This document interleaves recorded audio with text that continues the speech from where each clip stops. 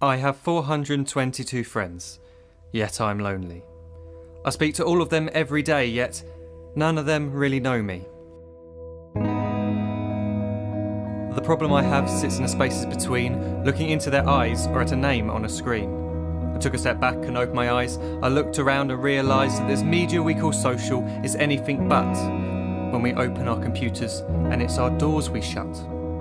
All this technology we have, it's just an illusion. Community, companionship, a sense of inclusion. Yet when you step away from this device of delusion, you awaken to see a world of confusion. A world where we're slaves to the technology we mastered, where information gets sold by some rich, greedy bastard. A world of self-interest, self-image, self-promotion, where we all share our best bits but leave out the emotion.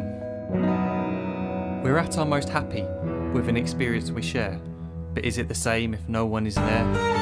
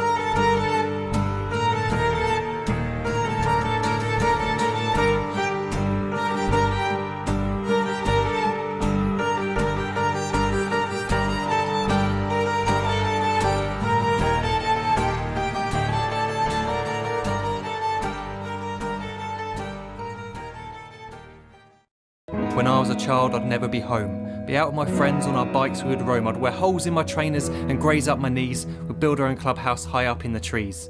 Now the park's so quiet it gives me a chill. See no children outside and the swings hanging still. There's no skipping, no hopscotch, no church and no steeple. We're a generation of idiots, smartphones and dumb people.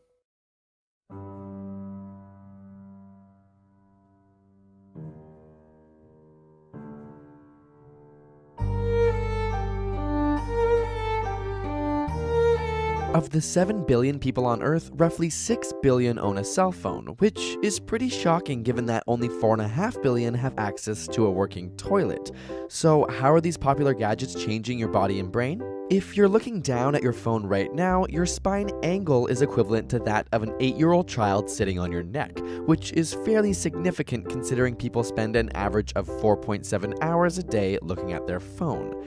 This, combined with the length of time spent in front of computers, has led to an increase in the prevalence of myopia or nearsightedness in North America. In the 1970s, about 1/4 of the population had myopia, where today nearly half do, and in some parts of Asia, 80 to 90% of the population is now nearsighted. And it can be hard to put your phone down. Take for example the game Candy Crush. As you play the game, you achieve small goals, causing your brain to be rewarded with little bursts of dopamine, and eventually you're rewarded in the game with new content. This novelty also gives little bursts of dopamine and together create what is known as a compulsion loop, which just happens to be the same loop responsible for the behaviors associated with nicotine or cocaine.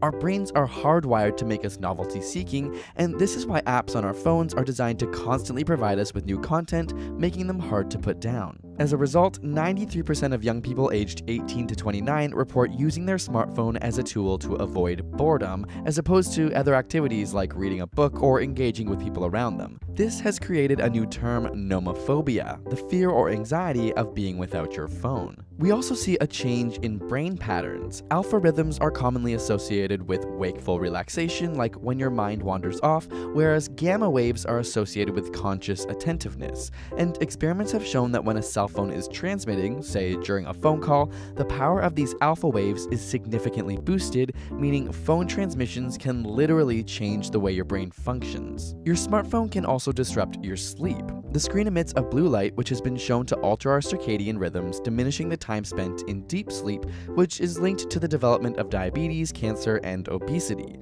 Studies have shown that people who read on their smartphone at night have a harder time falling asleep and produce less melatonin, a hormone responsible for the regulation of sleep-wake cycles.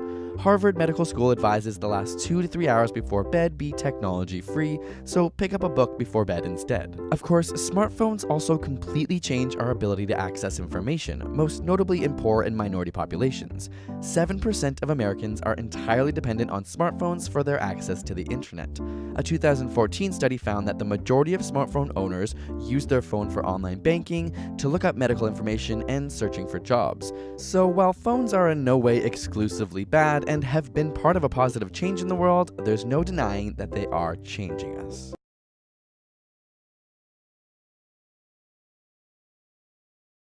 So look up from your phone, shut down those displays. We have a finite existence, a set number of days. Don't waste your life getting caught in the net, as when the end comes, nothing's worse than regret.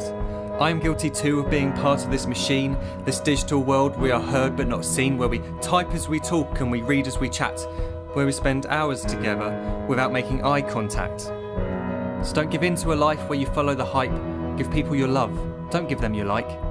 Disconnect from the need to be heard and defined. Go out into the world, leave distractions behind. Look up from your phone, shut down that display.